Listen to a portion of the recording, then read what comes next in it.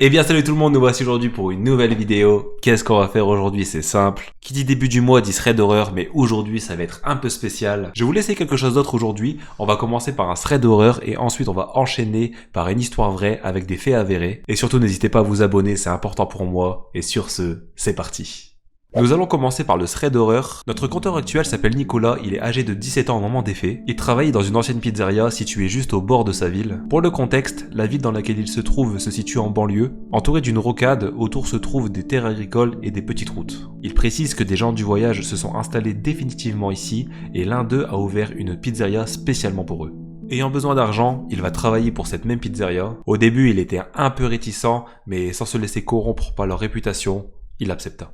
Quelques semaines après, il est environ 21h, un appel arrive pour 2 pizzas. Il précise que c'est le seul chauffeur et c'est donc à lui de prendre les livraisons. L'adresse donnée était à environ 10 minutes pour se rendre là-bas, sauf que arrivé sur place, une longue allée pleine de gravier le ralentissa pendant 10 minutes. Il raconte que sa voiture avait du mal à supporter le gravier tellement que la route était rugueuse. En arrivant à l'endroit, il voit une belle maison ainsi que 2 belles granges réparties sur tout le terrain, avec du blé de 5 à 6 mètres de haut entourant toute la propriété. Il se rend vite compte qu'il vient de mettre les pieds dans une ferme et se retrouver seul ici à 21h30 dans le noir, ça le met vraiment pas à l'aise. Nicolas décide d'appeler le numéro qui était sur la commande parce qu'il avait aucune idée de l'endroit où il devait déposer la nourriture. Après environ 5 minutes de silence absolu, l'homme décroche.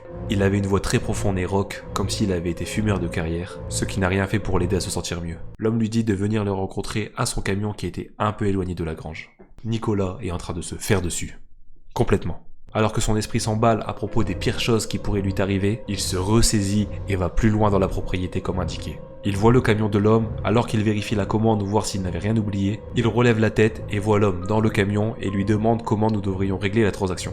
De cette même voix profonde, l'homme ordonne à Nicolas de sortir de sa voiture et de mettre la commande derrière sur son lit de camion. Vu que l'homme avait déjà réglé par carte de crédit, Nicolas pensait que ça allait prendre 10 secondes et c'est tout. Il fait donc ce qu'il lui dit, il se dirige vers la fenêtre du camion pour qu'il puisse signer le reçu. L'homme avait l'air d'avoir environ la quarantaine, a un corps très costaud et une barbe noire en bataille. C'est tout le contraire de Nicolas qui est une personne assez maigre et son esprit qui tourne déjà sur le fait d'être soit kidnappé, soit assassiné. Il ne se sent vraiment pas en sécurité avec ce type. Après la transaction, il demande à l'homme s'il n'avait pas un stylo pour signer le reçu, car il explique qu'il était assez mauvais dans son travail, il n'avait jamais d'argent en liquide sur lui.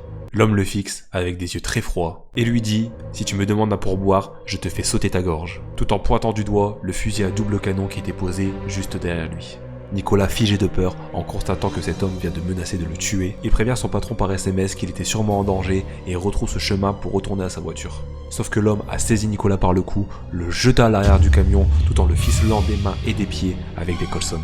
Dans sa tête, c'était fini pour lui. Il était complètement paralysé. Plus aucune pensée lucide ne lui traversait l'esprit. La seule chose que Nicolas sut dire, c'est « Qu'est-ce que vous allez me faire ?» C'est d'un visage complètement fermé que l'homme ferma la porte sans dire un seul mot. Je rappelle que Nicolas a 17 ans, c'est son premier travail et ce qui se passe actuellement va lui rester marqué à vie. Les minutes défilent dans le noir complet et c'est 30 minutes après que Nicolas entend des bruits au loin comme une grosse dispute. Pour lui, c'était la famille de l'homme qui venait d'arriver et c'était la fin pour lui, surtout quand il entend un coup de feu à quelques mètres du camion de là où il était enfermé.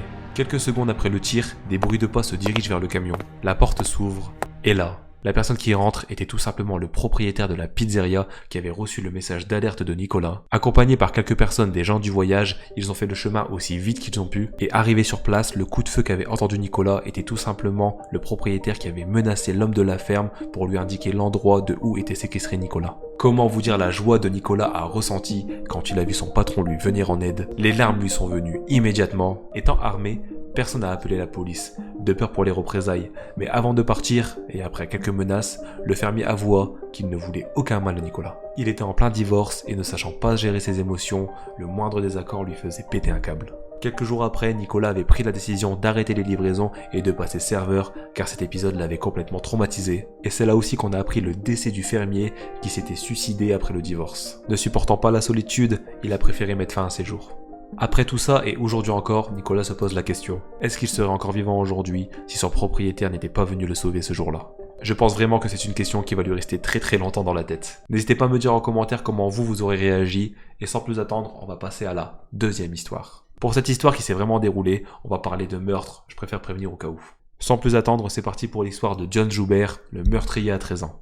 John est né le 2 juillet 1963 à Lowens. C'est un enfant intelligent qui, dès l'âge de 3 ans, sait déjà lire alors que normalement, c'est à peu près vers 4 ans. Il est né dans une famille tout à fait normale. Ses parents sont mariés, ils tiennent un restaurant, ils ont une bonne situation financière. Par la suite, une petite fille du nom de Jeanne va faire son apparition, mais malheureusement, peu après, en 1969, alors que John n'a que 6 ans, ses parents vont décider de se séparer pour infidélité. Cet événement va complètement changer John, car sa mère décide de garder les enfants et la maison sans droit de visite pour le père. À cause de cela, John va développer une haine envers sa mère, car il aimait vraiment son père, à tel point qu'il va commencer à l'âge de 6 ans à prendre son vélo, à faire des tours en ville dans l'espoir de le croiser. Sauf que cela va énerver sa mère qui, par jalousie envers son ex-mari, va commencer à lever la main sur eux.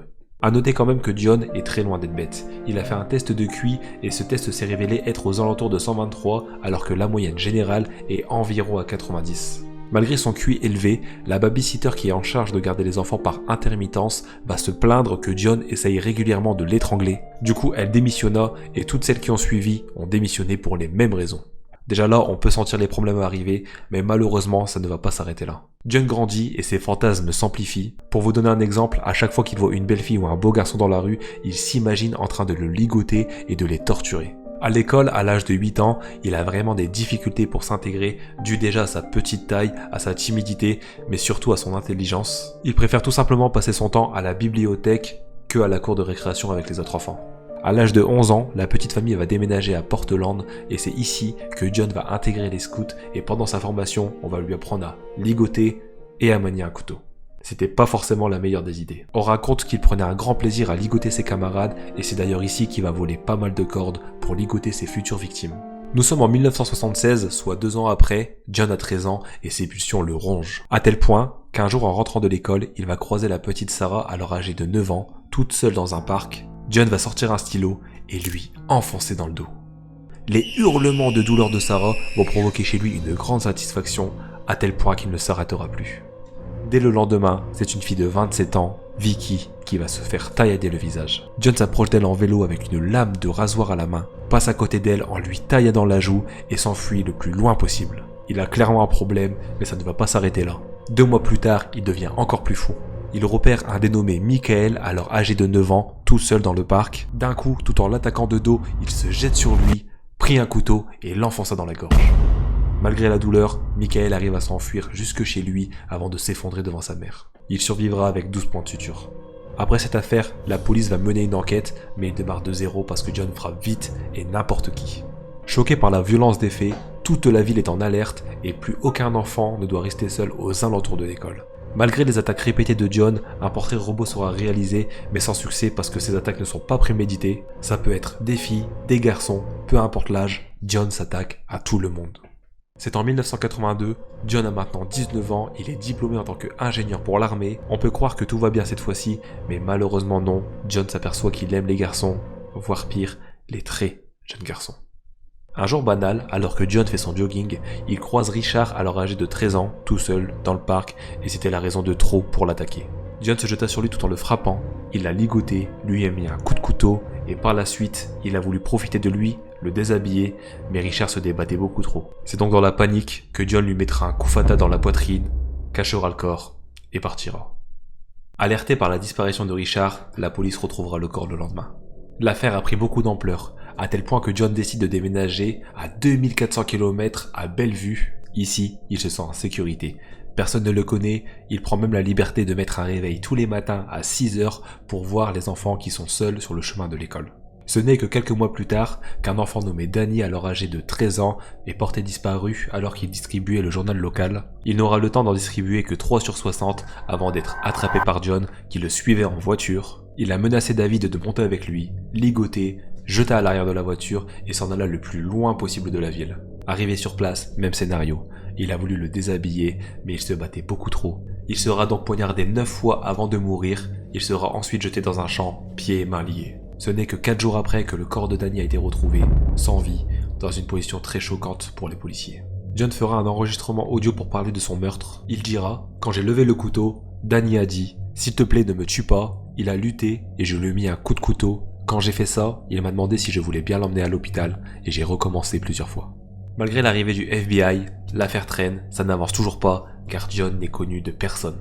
Nous sommes le 2 décembre de la même année, cette fois-ci il s'en prend à Chris alors âgé de 12 ans. Il sort de sa voiture couteau en main, il demande au garçon de le suivre, pris de panique, le garçon le suivra.